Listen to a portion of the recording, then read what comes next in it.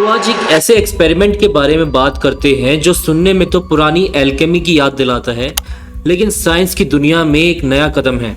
सर्न, जहां पर दुनिया का सबसे powerful particle accelerator large hadron collider यानी LHC काम करता है, वहां पर एक एक्सपेरिमेंट में साइंटिस्ट ने लेड को गोल्ड में बदलते हुए देखा। हाँ, सही सुना आपने, सोना।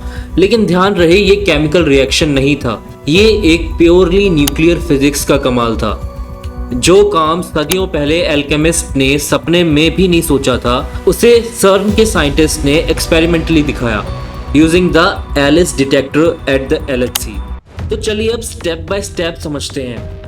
LHC में दो हैवी लेड न्यूक्लियाई जो कि 82 प्रोटॉन से मिलके बने होते हैं, उनको near the speed of light accelerate किया गया, यानी 99.9999% स्पीड ऑफ लाइट।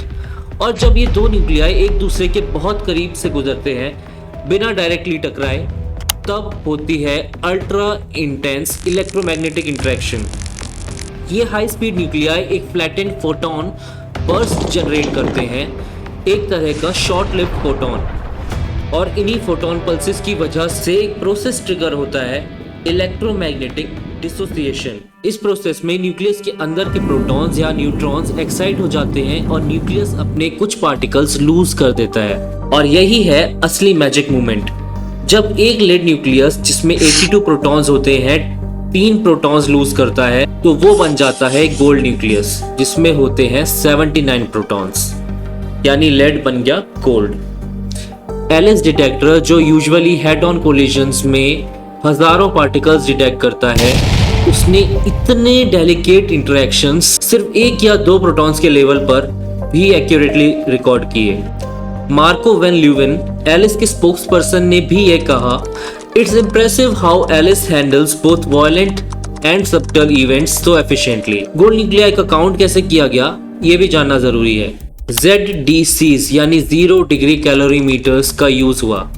उन्होंने काउंट किया कितने फोटॉन्स के इंटरेक्शंस में 0, 1, 2 या 3 प्रोटॉन्स निकल रहे हैं, और जब 3 प्रोटॉन्स निकलते हैं, that's our gold movement. ALICE के कैलकुलेशंस के मुताबिक LHC के रन 2 फेज, जो कि चला 2015 से 2018 तक, में करीबन 86 बिलियन गोल्ड न्यूक्लियाई प्रोड्यूस हुए। सुनने में तो बड़ा लगता है, लेकिन इसका टोटल मास था सिर्फ 29 पिकोग्राम्स। That's 2.9 × 10⁻⁻11 grams. मतलब गोल्ड बना, पर एक झुमका भी नहीं बन सकता इतने गोल्ड में। रन 3 फेज में ये प्रोडक्शन ज्यादा हुआ, ऑलमोस्ट डबल, लेकिन फिर भी ये एक साइंटिफिक क्यूरियोसिटी थी, कमर्शियल वायबिलिटी से बहुत दूर। इस एक्सपेरिमेंट का असली फायदा ये है कि हम इलेक्ट्रोमैग्नेटिक डिसोसिएशन जैसे फेनोमेना को बेटर मॉडल कर पा रहे हैं।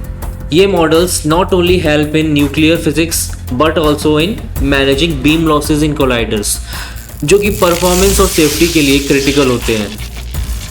एलिस के रिसर्चर्स यूलियाना डिमिट्रीवा और जॉन जोवेट ने भी इस एनालिसिस को एक माइलस्टोन बताया, not just in gold production but in improving overall collider physics models. तो दोस्तों, गोल्ड तो बना, लेकिन 1 सेकंड से भी कम के लिए। एल्केमी का सपना जरूर पूरा हुआ, लेकिन पैसा नहीं बना।